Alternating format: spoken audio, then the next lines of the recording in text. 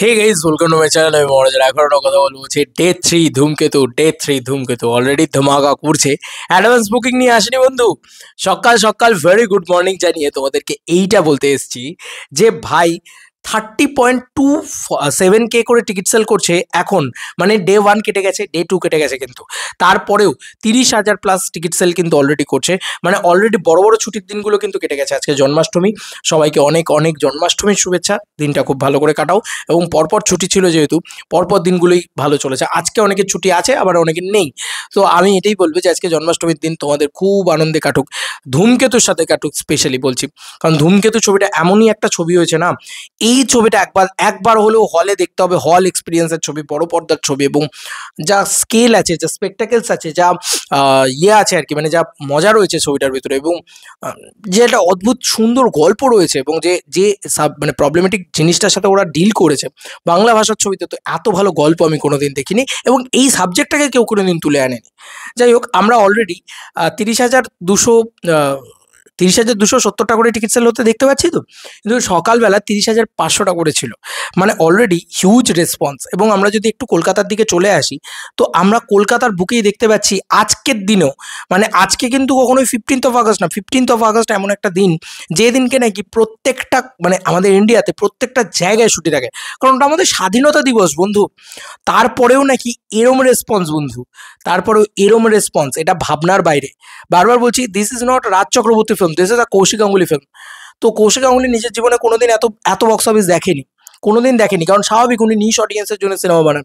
এই সাকসেসটা কিন্তু পুরোপুরি দেব শুভশ্রীর। এই সাকসেসটা পুরোপুরি দেব শুভশ্রীর 12 বছর বাদে ফিরে আসা সাকসেস। এবং হিউজ হিউজ হিউজ হাউসফুল চারিদিকে আজকের ডেটেও। তো এটা এটা একটা অবাক করা বিষয়। নবীনাতেও 3টে সই ইয়েলো কার্ড দেখছে, মানে 3টে সই ইয়েতে। এসবিএফ হাওড়া হতে পারে, সব জায়গায় একটা দুর্দান্ত রেসপন্স। আজকে শনিবার, আজকে শনিবার মূলত, এবং বারবার বলছি সবার কিন্তু আজকে ছুটি নেই। এবং তোমরা দেখো Binodini theatre, each and every shows are house full. তো কলকাতার বুকে না একটা ঘ্যামা রেসপন্স কিন্তু অলরেডি দেখাতে পারছি আমি। এবং আই হোপসো যে গ্রাম বাংলাতেও একটা ভালো রেসপন্স আমরা দেখতে পাবো।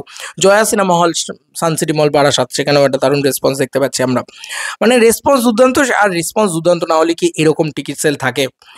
তো অলরেডি আমরা 2 দিন ক্রস করে গেছি, তারপরেও কিন্তু আমরা অলরেডি টিকিট সেল দেখতে পাচ্ছি হিউজ। কিন্তু কিছু লোক অলরেডি বলতে শুরু করেছে যে বস, এবার রঘু ডাকাত নিয়ে খবর করো, আরে দাঁড়া ভাই, মাস ছবি আসছে।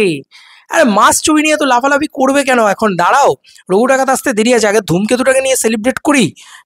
কেন সেলিব্রেট করবো না? ধূমকেতু এত বছর বাদে দেব শুভশ্রী এসছে। আর ভাই দাঁড়াও, ওয়েট করো ভাই, ধূমকেতু আগে একটা হিউজ কালেকশন করুক।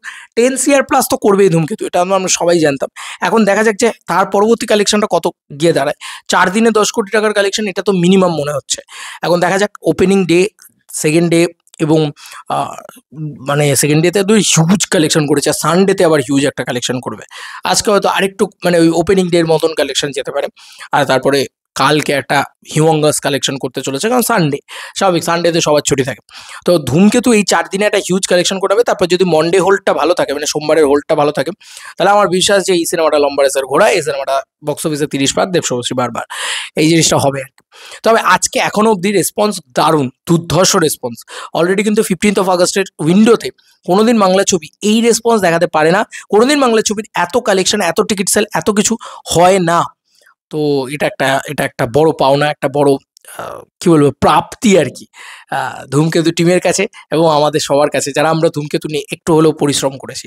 চলো বন্ধুরা, নতুন কোনো ভিডিওতে দেখা হবে। Bye bye. ইভেন পরিশ্রমটা করে যাচ্ছি। Bye bye.